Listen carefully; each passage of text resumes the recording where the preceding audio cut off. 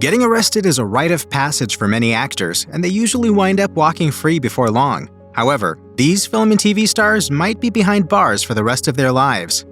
Ryan Grantham is a Canadian actor who made his screen debut in 2007. He's probably best known for his role in Diary of a Wimpy Kid, but he also popped up in a couple episodes of Supernatural and one episode of Riverdale. Sadly, that 2019 Riverdale appearance will be his swan song as an actor. In 2022, Grantham pleaded guilty to a second-degree murder charge. He received a life sentence in September that year. Grantham suffered from various mental health issues, leading him to plot out several acts of violence. In March 2020, he killed his mother, allegedly to spare her from seeing what he would do next. Grantham then intended to assassinate the Canadian Prime Minister or carry out a mass shooting at his college campus. He loaded his vehicle with weapons and set out, but instead turned himself into the authorities the following day. The prosecutors cited a consensus opinion that Grantham was experiencing depression before he killed his mother and planned to kill others. Grantham's first opportunity to appeal for parole will come in 2036. Danny Masterson made his television debut when he was only 11, but a decade passed before he landed his career-defining role. From 1998 to 2006, Masterson portrayed Stephen Hyde in the celebrated sitcom That 70s Show, starring in 200 episodes before the show wrapped. Masterson found a few TV, film, and voice acting roles before locking down The Ranch. The successful comedy saw him reunited with the 70s Show co-star Ashton Kutcher. However, he lost that gig in 2017, when several long-standing allegations of sexual assault became too loud to ignore. In May 2023, Masterson was found guilty of 2 counts of forcible rape and sentenced to 30 years to life. He faced a third rape charge, but it was ultimately dismissed. He will serve 2 consecutive prison terms of 15 years, but could very well remain behind bars for the rest of his life. His unnamed victims report assaults that occurred while That 70s Show was on the air. Both Masterson and his victims are members of the Church of Scientology. According to ABC News, the women claimed that the church discouraged them from speaking up against the attacks. As their lawyer said in a statement, despite persistent harassment, obstruction, and intimidation, these courageous women helped hold a ruthless sexual predator accountable today, and they are not stopping there. They are eager to soon tell the fuller story of how Scientology and its enablers tried desperately to keep them from coming forward. Now, the 3 women in this case told the judge that Masterson's crimes had ruined their lives and asked the judge to give the actor life behind bars. Michael Jace was a notable character actor throughout the 90s and 2000s. He appeared in classics like Forrest Gump and Boogie Nights, and once played Michael Jordan in a TV movie. His most iconic role came in 2002, when he portrayed Officer Julian Lowe in FX's The Shield. Running for 7 seasons, the series became a celebrated predecessor to prestige TV shows like Breaking Bad. Jace's role as a corrupt cop was the high point of his career, which had few other notable performances. That lack of work contributed to money problems, which heightened tensions with his wife, April Jace. Those issues, alongside a history of domestic violence, came to a head in 2014. Jace was convicted of murder after fatally shooting his wife. He reportedly sent a message to his father-in-law and confessed his actions before calling 911 on himself. Terrified of his wife seeing another man and furious after she asked him for a divorce, Jace shot her once, then twice more in front of their sons. I didn't commit first-degree murder. There was no premeditated anything. Jace received a 40-year sentence at the age of 53, practically guaranteeing that he would spend the rest of his days in prison. In 2019, California's Second Court of Appeal suggested sending the case back to trial after a change in state laws, but the California Supreme Court refused to hear the case. As of fall 2024, Jace's fate remains unchanged. Joe Sun might be best known for his final acting performance, but he was mostly a mixed martial arts fighter.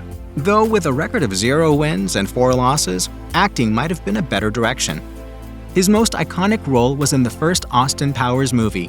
He portrayed Random Task, a parody of Oddjob from Goldfinger, who attacked his enemies by throwing a shoe rather than a hat. Outside of that classic Mike Myers comedy, Sun popped up in a few bad action movies and briefly wrestled for All Japan Pro Wrestling. That's pretty much the end of his performing resume. Sun received a life sentence for a kidnapping and rape he committed with a co-conspirator in 1990.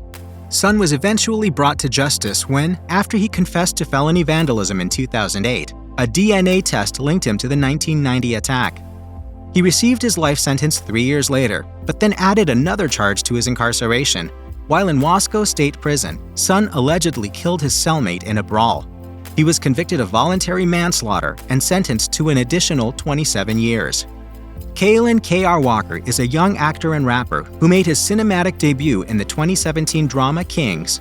The film followed a foster family in the weeks immediately preceding the Rodney King verdict and resulting uprising. He appeared in 2 episodes of the short-lived BET courtroom drama In Contempt the following year, but Walker's most notable role came in Director X's Superfly.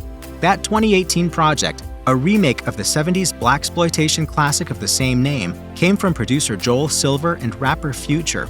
Walker portrayed Juju, arguably the main antagonist of the piece, and an engaging role for the young performer. Walker's career was short, as the LAPD arrested him the same year he starred in Superfly. 4 years later, he was convicted of 3 counts of forcible rape and other sexual crimes, and was sentenced to 50 years to life in federal prison. Walker's methods involved reaching out to aspiring models through social media, promising opportunities, and sexually assaulting them. He was 27 when he received his sentence, suggesting he'll be 77 once he serves out his full 50-year term. But of course, life imprisonment is still very possible. In 2024, Walker issued a long Instagram post that assured his fans that he was doing well behind bars. He reported his success in college, involvement in multiple positive groups, and work aiding elderly fellow inmates. Dennis Roldan wore a lot of hats before he entered his lifetime prison sentence. He was an actor with nearly 60 credits under his belt, a politician, and a moderately successful basketball player. Roldan was a celebrated performer who once took home the 1983 Metro Manila Film Festival Award for Best Supporting Actor. His acting career covered a wide variety of styles and genres, and he had consistent roles in a few TV series in the Philippines while also making time to appear in several movies. Unfortunately, Roldan was charged with kidnapping a 3-year-old boy with 2 co-conspirators in 2005, but walked free for 9 years after making bail.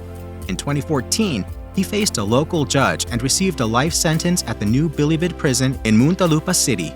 With his co-conspirators having died before their trials took place, Roldan proclaimed his innocence. The most condemning piece of evidence came from a telecommunications company employee who testified to texts from the victim's mother that were found on Roldan's cell phone.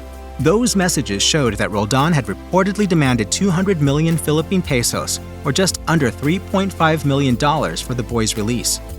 After Roldan's arrest, the series My Destiny killed off his character. His co-star Tom Rodriguez expressed shock in an interview and stated that he intended to visit Roldan behind bars.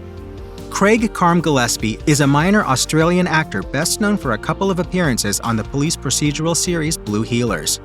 Gilespie largely quit acting in 2009 and developed a decent career for himself as a property investor, eventually teaching courses and giving motivational speeches. However, in 2013, he went to China and never returned.